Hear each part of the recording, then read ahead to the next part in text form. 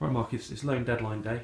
You've got 7 games left. How's it looking for bringing anybody in? I'm trying to do one today. I've got permission off the club and the chairman to get one in. Just waiting on the other club. They're trying to get one in as well. So we're just waiting on that. And I'm hopefully it should be done by today, obviously. Yeah. Because that's the deadline. I think the player he's played in League One this year. He's scored a couple of goals. He'd be good for where we are at the minute. I think he's got he's a decent player who would fit into what we're trying to do. So hopefully I'll be able to bring some good news later to the club. Yeah, so it's more of an attacking player. You're quite happy with the defensive. You've got I've got Mitch, Michael on loan already. I don't really want to add another defender to that. Hoping that Stevie Elliott shouldn't be too long with that ankle. It was more of a stinger. It just literally just the block tackle. Just opened his ankle up, but doesn't seem to be any structural damage, any ligament damage, anything like that. So we're hoping that he's going to be available as quickly as we can. So I think we're okay. Yeah, so he's definitely going to be slightly poor, but he might have a chance for week Saturday. He's got a chance for Hartlepool, believe it or not. Right, yeah. That's good news. Yeah, he what did he do? Let's say he took a stinger on it, and it just rocks you. And we sort of played him up front for the last 15 minutes just to keep him. We needed something on the pitch. It settled down well overnight. I spoke to Wes. It's improved again this morning. It's touch and go, but he's got a chance for Hartlepool. Yeah, but Michael Ekwe, is he? Michael went and trained with Wolves yesterday. He went to see their club doctor and got some antibiotics, and also had a good training session with them. And again, we'll come back into the reckoning hopefully for Saturday. Yeah, a few people have been asking. I know you need more points. You're not definitely safe yet. Yeah, without a doubt. Yeah. If you're going to give the youngsters a chance before the end of the season. season. I want to, John. I want to. I mean, obviously, it depends if I get this lad in today. If I don't, then Harry Williams, Zach Kivitz, could get a chance. We can't get carried away with the youngsters. Harry's done really well for the youth team this season. Zach's played a big part for the first team, but has looked to, we're looking to improve him next year and get him even more game time. And there's one or two others that have had a chance. But it's also good. We always feel it's better to put them into a winning environment. And obviously, last couple of games haven't got what we wanted. But sometimes, it's a case of go on, show what you can do, and we will do that. Hopefully, we'll pick up the next 3 points as quickly as we can. Be it at Hartlepool, be it at Southend. That's what we're aiming for. And yeah, I am looking to give one or two a chance. Yeah, and you've got 7 left. What is the main target for the last 7 games? Just to win as many of them as you can. Yeah, I think with the season we've had, John, it's just I can't say let's go out and win the 7. People think I was mad, but that is our aim. I think we're capable of winning them all, but we have to make sure that we get enough points. Bottom line is we have to make sure we get enough points to stay and keep our heads above water without a shadow of a doubt. But we don't want it to be having to look that way. There's a lot of teams below us. That said, we want to make sure we take care of our own business, and we want to finish this season strongly and win as many, entertain as much as we can. Particularly the next 3 home games, and just get a bit of confidence going into the next season. Yeah, it's your 4th full season coming to an end now. But do you think it's been the hardest because the first season there wasn't really any expectation there? Then you had 2. It's been the hardest. It's been the hardest without a shadow of a doubt. Yeah, I've talked. It's probably a little bit later than this time last year, but I think we talked about we kind of I called it a Torquay season. They got playoffs, struggling, and we haven't had, but we've not been anywhere near as competitive in terms of where we've been in the league all season. We've not had a position of strength to build upon, to get some confidence from. We've always been playing catch up, playing behind the 8 ball, if you like, and we've struggled for that consistency because of that. I believe in the couple of seasons previous, we've gone and won games because we've been used to winning, because we've we expect to win, and I don't think this group's had that, and I feel for them for that, you know. But also, they've got to look at themselves. We've got to all look at ourselves and say, you know, what could we have done better? How could we have done, you know, better this season? But bottom line is, win games quickly. You know, Hartlepool, starting with Hartlepool on Saturday. You know, they got a decent home record, but they got beaten by Mansfield on Tuesday. They'll be looking to put that right and make amends. And you know, it's a decent surface up there, so we'll be going there looking to go and, you know, try and play our football. And then just, you know, giving everyone a bit of confidence. Yeah, I've made note of it here. The Torquay, you did fear it, so you can't. It's not down to complacency, is it? You didn't just expect it to happen this season. I didn't expect it to happen. I think it's been a really strange league. You know, Scunthorpe have just gone 23 games unbeaten, and they're not top of the league. How's that? They've drawn a lot, but also, you know, they haven't got beat a lot. You know, I was talking to Russ after the game. They've taken the lead 27 times in their 38, 39 games, and he was saying they were getting a little bit of criticism from fans or from people for letting leads slip. Well, we're the same. We're the same. We've let, you know, too many points go from winning positions, and that's been a factor. And I don't know. Sometimes you just haven't got the right mindset. The mix within the group's just, you know, sometimes not quite right, and that's not a stinging criticism of any of them. It's just the dynamics of it, and where we are in the table, and some of the performances that we've had, some of the ridiculous situations that we've had, just tell you that dynamic hasn't quite been there for whatever reason, and you know, I take responsibility for that, but also I take responsibility for the 2 good seasons we had where, you know, me and Neil, where you know, we have raised the bar a little bit, and we want to get back to those expectations next year. But like I said, first and foremost, it's about the now. It's about going there, preparing properly for Hartlepool and trying to beat them, then preparing for Southend, keeping the place lively without lively and the work environment there without overburdening them with the pressures of, you know, would you want to be Portsmouth right now? You know, Northampton might have a little bit of momentum going into the last couple, you know, 7 games. Have Portsmouth. I know Vinity's just been sacked, and that might give a lift, believe it or not, to the group. I don't know how that works, but it sometimes does. You know, Portsmouth won the FA Cup how many years ago, and we're in the Premier League. I don't want to overburden them with looking at the bottom. There's a fair few teams below us. We've just got to make sure that we look after ourselves. Yeah. Talking about the dynamic, this is something that keeps coming up with fans, and you've explained the individual reasons why you let certain players go. Yeah. But what keeps being mentioned is the fact that they were popular players, and they were sort of good clubmen and that sort of thing. So, looking back, do you regret any of those, or is it sometimes is it better to keep a player even if it doesn't make financial sense, just because of the value to sort of the feel good factor? We're talking Keith and Russ. Yeah, and Alan Bennett last year is another one. Those 3 were popular players, weren't they? Of course they are, and I love popular players. Russ Penn, I've had Russ Penn for 5-6 years of the 8 years I've been in management. I love Russ. Circumstances, you know, you try and do things, you try and add things. We wanted Byron. We had Michael Hector at this time last season, and we felt, you know, Benno hasn't played every game for Wimbledon. He didn't play against us last week, and Benno was brilliant for us. But there becomes a time where you want to try and kick on, and you do things to, you know, it's not against anybody. You know, it's nothing's personal. You know, Russ Penn still, you know, rings me up. We still speak to each other. You know, Benno was great when we went down at the weekend. You know, before the game, he was, you know, one of the first ones. He was the first person I found when I got there.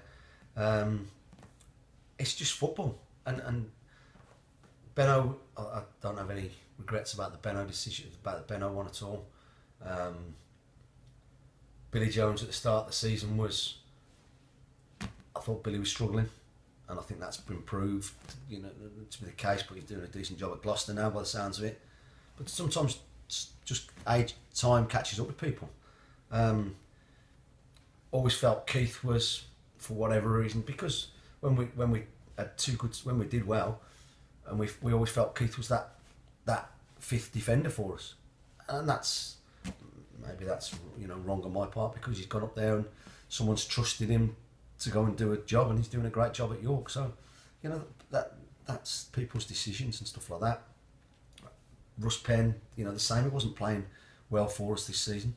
Didn't want to let him go, but when we lose in the FA Cup, didn't help. But we've also had 2 great years in the FA Cup where we've had third rounds, Tottenham, Everton, cup games. So we made money, but all of a sudden that revenue source was gone, and I was told that if I had to do anything, I have to source it myself. And when that happens,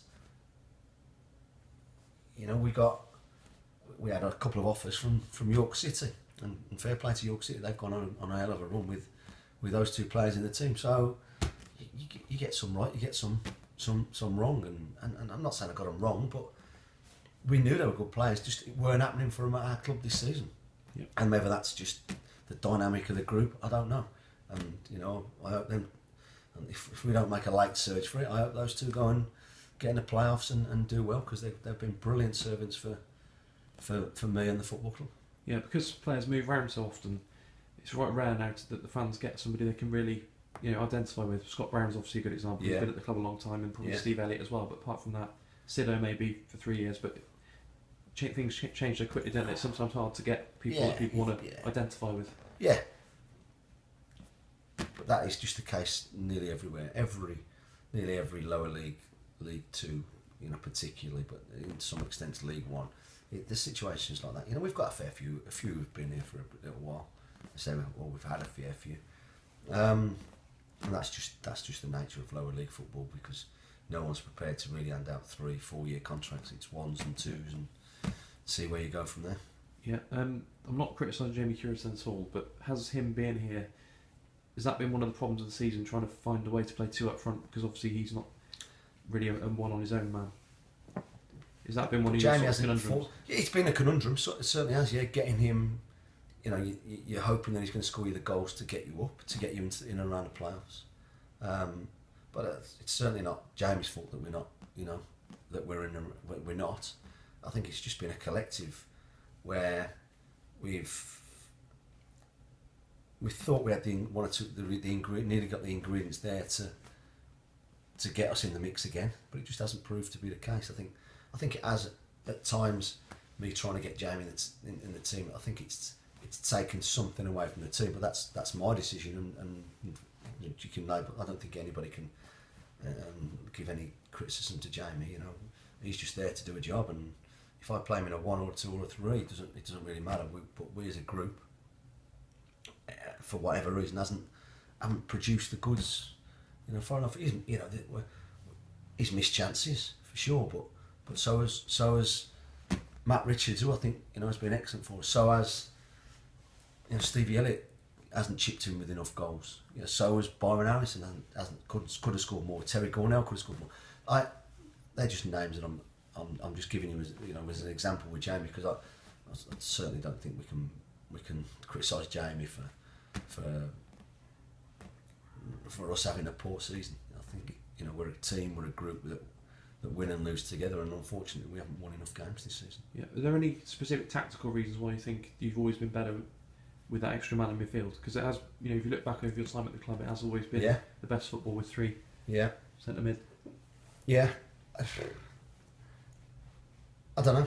I don't know. Maybe I'm not a good practitioner, a good teacher of a 4-4-2 formation. We haven't done it too many times. We've tried to adapt ourselves to play various ways. I think the diamond that we've played last couple of games, particularly when David's around, I think it's worked brilliant for us.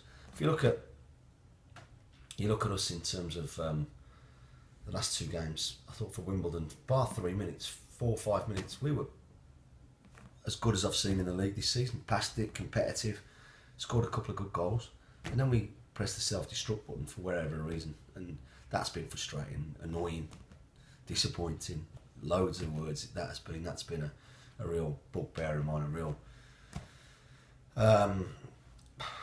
disappointing thing for me. And against Scunthorpe, they knew they were in a game for 44 minutes. You know, they started brightly for 5 or 6 minutes, got in down the sides of us a couple of times. But I thought then for 35, 40 minutes, we were as good as them, a threat, more of a threat than them. And then we conceded a goal out of absolutely nothing in the 45th minute, and then you give a good team a lead, and they hang on to it and get that second goal to kill you off, and then once we missed the penalty, I felt it just deflated everybody in the whole stadium, on who was wearing red and white, and we might as well have walked off then, which is disappointing. With 20 minutes to go, 25 minutes to go, and you scored to get back into the game at 2-1, you open for a rousing end. But I think Matt missing the pen just deflated everybody in the stadium. And then when Stevie got his knock, it made it even tougher. And fair to them, 23 games, and they saw it out comfortably at the end. Yeah, you went from losing 8-1 at Crewe to Wembley in just over a year with a major rebuilding in the summer, and is how this season's gone made you think that you need to make more changes than you probably hoped in the summer? Yeah, it is, definitely.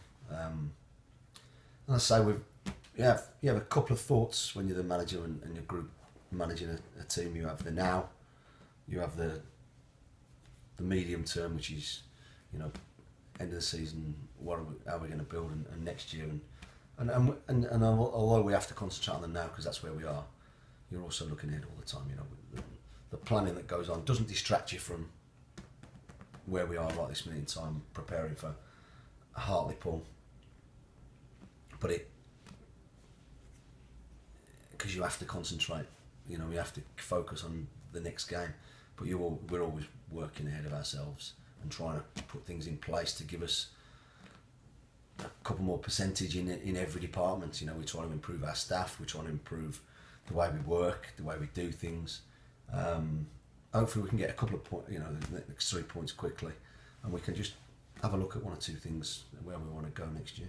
Yeah. Are you thinking of bringing a coach in, like Dave Kevin type? No. Next season? No. I'm totally comfortable with where we are.